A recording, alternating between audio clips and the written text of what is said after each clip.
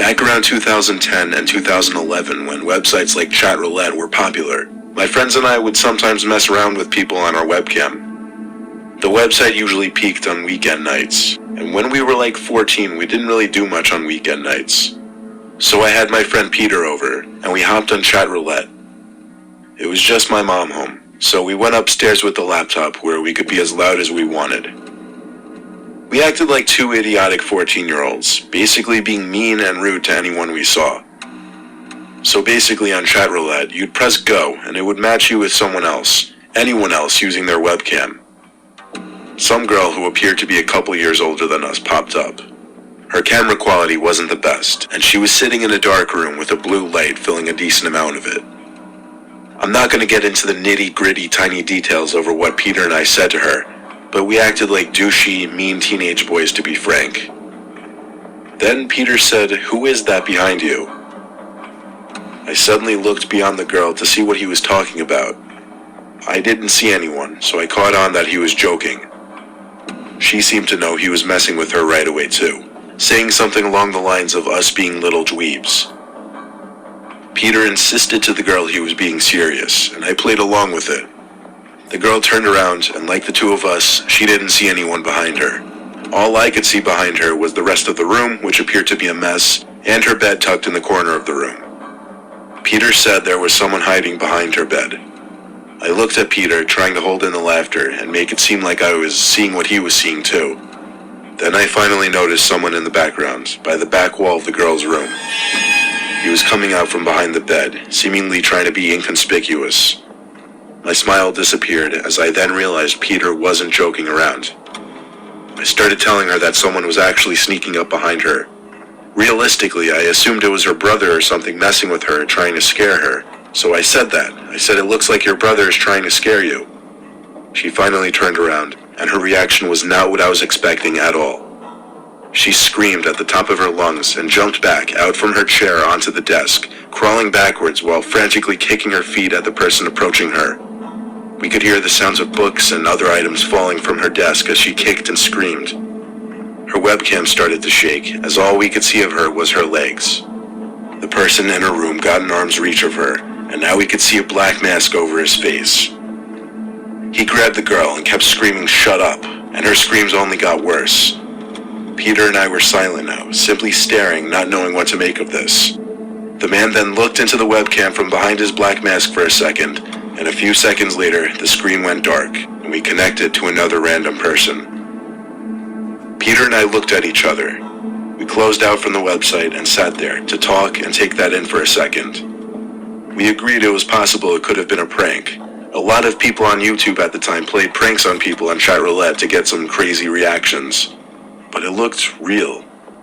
Almost too real to be a performance. Well, a few days later, I got a text from Peter. It was a link to a news article about a teenage girl who had been murdered while home alone a few days back. We told our parents because we wanted to be able to give a description of what happened to the police. So our parents coordinated a time for us to sit down with the two investigators to explain everything we saw. We said we were on Chatroulette with a blonde girl who looked either 16 or 17, and that some average-sized looking man wearing a black ski mask emerged from a back corner of her room and started to attack her on camera, but only for so long until he turned off the computer. We gave the best description we could. Whether they believed us or not, or whether the information helped or not, was something we honestly never found out.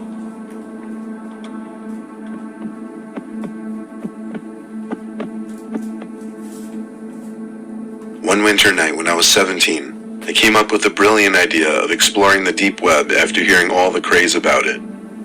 Everybody and their mother was claiming how the deep web was some dangerous, crazy part of the internet that nobody should ever go to. Others said these people didn't know what they were talking about, and that the deep web is actually extremely boring and uninteresting. I wanted to do some browsing out of curiosity. I needed to download a special web browser called Tor, which allowed you to visit websites ending with the .onion domain. When I had the browser, I didn't know where or how to start, so I googled where to start on the deep web, and that gave me a page full of archived links to the deep web. The page scrolled down forever. There must have been thousands of links. I finally decided to click on one.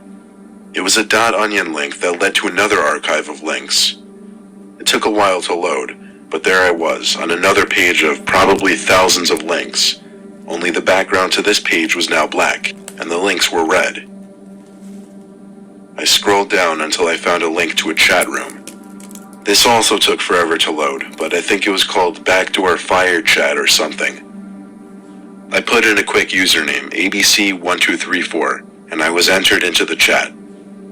There appeared to be only 3 people in the chat, but messages from hours, even days before, were still in the chat log. Most of the messages people left were links. Hardly anyone had been saying what the links led to, though. One of the other users, whose username was something anonymous like username 157 or something, said something directed to me. He asked what I was looking for. I thought for a second, then typed out, "I'm looking for the darker part of the deep web." He didn't say anything for a minute. Then he posted a link.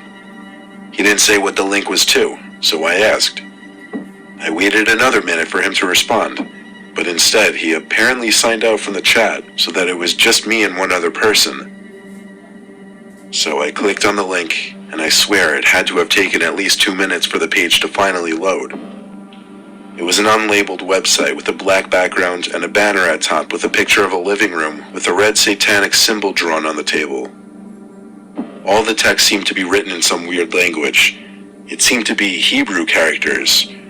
There were also a bunch of buttons, also written in whatever language this was at the top of the page. I clicked one of the middle buttons, and after a long loading time, a black chat room took over the screen. Messages with more of the Hebrew or whatever language filled the chat room.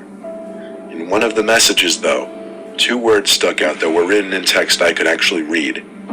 The words were my first and last name. I tried to exit the chat, but my mouse started to lag. Then the other user in the chat room posted a picture of my face. It was clearly taken just now through my webcam. Then he sent another and another. Constant pictures showing my horrified face basically frame by frame. I tried moving the mouse and clicking out of the browser, but it was frozen, and my computer just kept making the error noise as more messages I couldn't read were sent, as well as more pictures of my face. I pressed down the power button on the laptop for like 10 seconds, and it finally turned off. Even turning off the laptop seemed to take longer than usual. My heart was still racing though, and I still had goosebumps. I left my computer off for 12 hours and put a post-it note over my webcam from there on. I also deleted Tor and never visited the dark web again.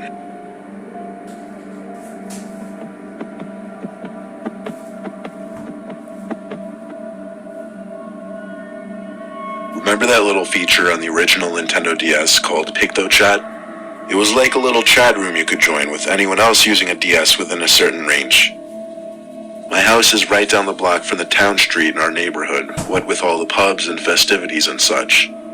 When I was 12, the Nintendo DS was really in its prime, especially the Pokemon games.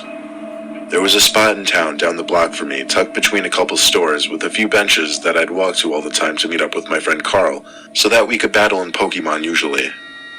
Actually, it was a spot where a lot of kids would be walking around with their DSs. One night, instead of playing Pokemon, Carl and I were just messing around on the PictoChat feature, sending each other inappropriate pictures and dumb messages, laughing our asses off. I remember taking note of how much the leaves were starting to sway nearby, how the wind was apparently starting to pick up.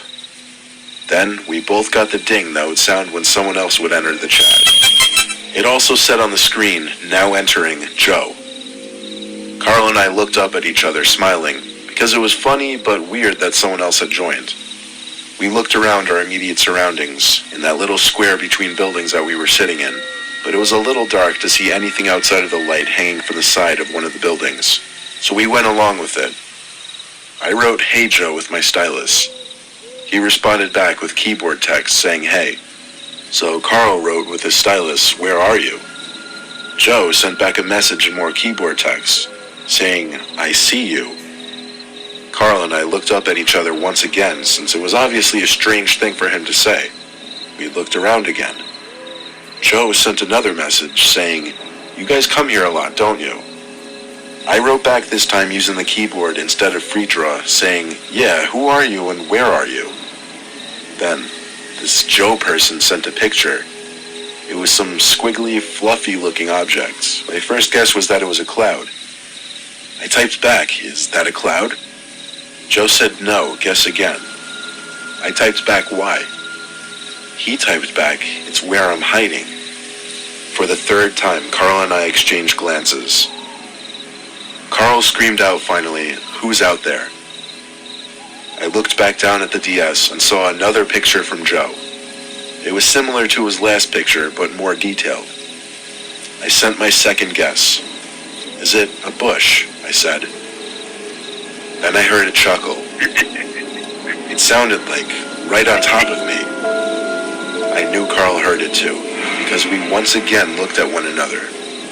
But then, I saw his eyes focus on something behind me. I turned and saw some guy slowly standing up from a big bush that sat behind my bench. He towered over me, and as he looked down at me, he had on a very wide smile. I remember his teeth were small and his gums took up most of his smile. Then he put both his hands on my shoulders, not in a gentle way. He grabbed my shoulders and squeezed them with a tight grip, and I screamed. Carl and I ran for our bikes, and as I initially started to pedal, desperately trying to pick up speed, I heard the clonking of the man's footsteps behind us.